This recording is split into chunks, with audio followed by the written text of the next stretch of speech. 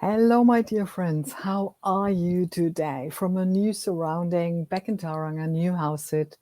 Here we go. And yes, it's a beautiful day. It's a hot day, and that's why the lighting is still not that me on the spot, and that's fine. Hey, how are you? Happy New Year, by the way. So, all the last weeks, I asked you, do you know your Bazi, your Chinese horoscope? And again, you may know the animal of the year you were born in, but do you know that you have three more animals which are really important for your personal path? So, the animal sign that you're born under in the month, the day, and the hour. That is what is called the Bazi, 8 characters or 4 pillars of destiny. And well, would you like to know more about it? Let me know in the comments. So I'm Sandra, and I've been teaching and consulting Feng Shui now for more than 15, nearly 20 years. First in Germany and now here in New Zealand. And one thing is really important to me about the Bazi that I love and use nearly on a daily basis. There is the old way of teaching it, the old way of reading it. So if you go to a traditional Bazi reading, it will be very, very fatalistic. So, and it's a little bit entertainment value focused, but it's definitely a view that is unactionable. So if the one who reads your Bazi decides there's no wealth element in there, there's no wealth element in there. So yes, you can do whatever you want. You won't get rich in this life. You can only go to the temple or the church and pray and pray and pray that you're going to be wealthy somehow. So that is very closed-ended, isn't it? And it's like, okay, this is your fate and this is what it's going to be, and you can't do anything about it. Well, this is the thing. I don't believe that, and so many other people don't. So I believe that the new way, the correct way of reading your horoscope, your Bazi, is quite objective. It needs to be objective, and it needs to be educational and value focused. So educational in the sense of that I can let you know throughout the Bazi what is your path of least resistance, what actions can you take. So it's open-ended, it's not closed-ended. So it is a projection, it is a possibility. So it is about knowing your Bazi, knowing your path, and then you can take actions on it. And it doesn't matter if you have that element in your Bazi. It's like you're playing cards. You've been dealt a set of cards in your hand when you start the game, and you need to deal with the cards that you've been given.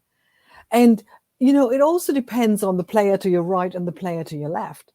Because if the player to your right, let's say, has cards that make you always miss out and not being able to play, all of your jokers will be in vain. Okay, so this is the thing.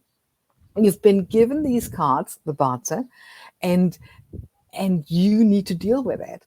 But what I want to tell you now and show you especially is your Chinese horoscope looks something like this. Okay, so it's your 4 pillars of destiny.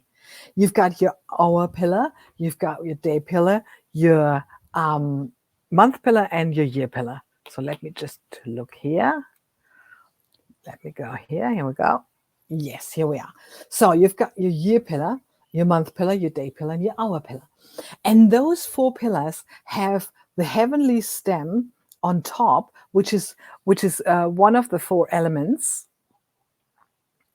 and it has what you know as the animal sign, the so-called earthly branch here on the bottom. And you've got 4 different ones. So that means that those 4 different ones, they play together in a certain way. So depending on what element you've been given here on top and what animal you've been given here down in the second box, and what element is here, here, and here, and what animals you have here, here, and here, they play a different role in your life. So this is now what we want to look into in this series, because it's really about, are they friends? Are they enemies? What elements are present? What elements are missing? So, and each of the pillar has a different task. So for instance, the year pillar is for your social circle. So the year pillar has to do with your social circle.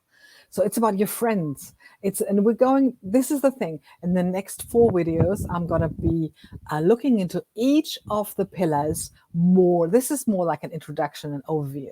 And then we're looking into each of the pillar. What does it mean? And what can you do there? How can you work your path? So the year pillar is about your networking, your friends, and your environment, and a lot of other things.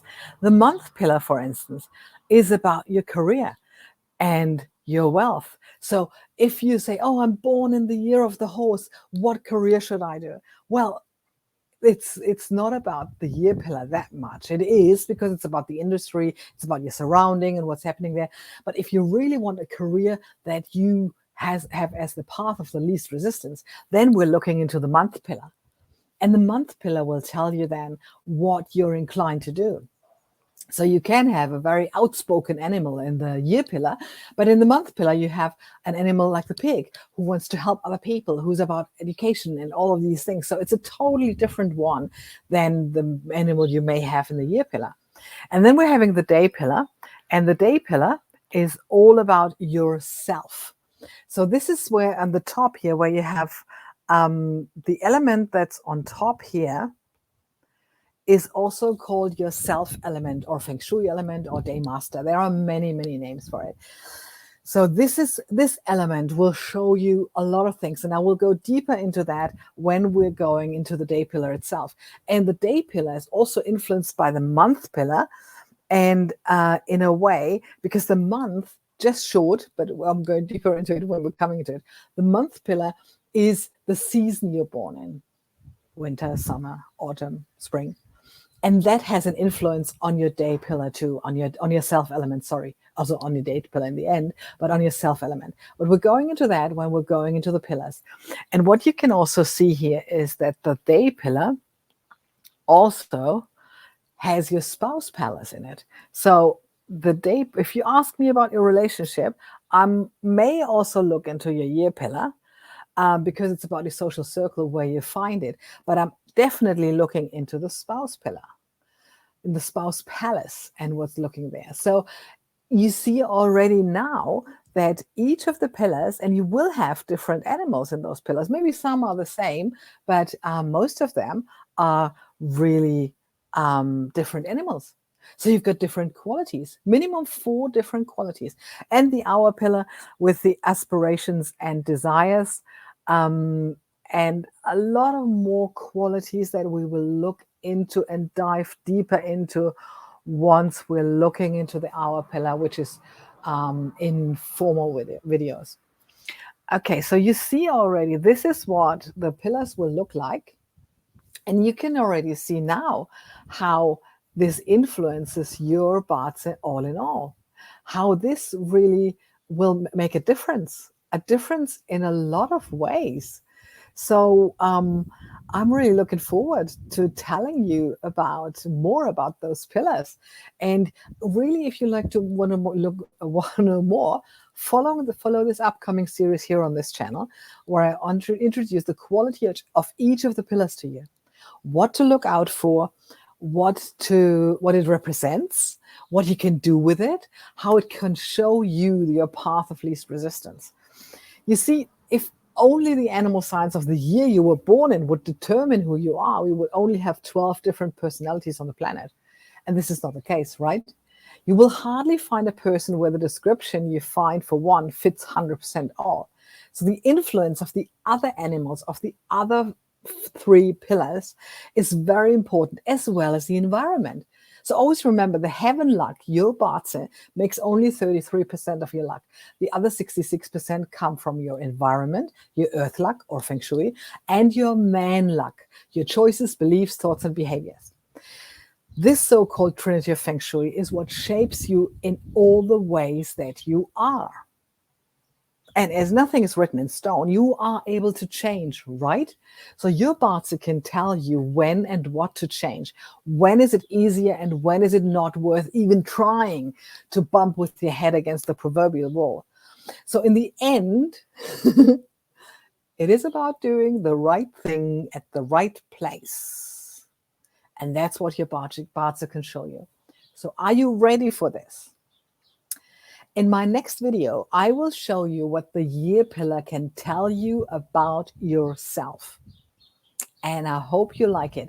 If you liked what you've seen and heard here, like it, share it, comment. Let me know what your thoughts are here with this topic. And I'm looking forward to seeing you again in my next video, where we're looking into the year pillar, where we're looking into in which ways we can shape you, your friends, your industry, which market is for you. If you own a business, which market you should go into. What's the industry? What's your networking like? How do you behave out in the open?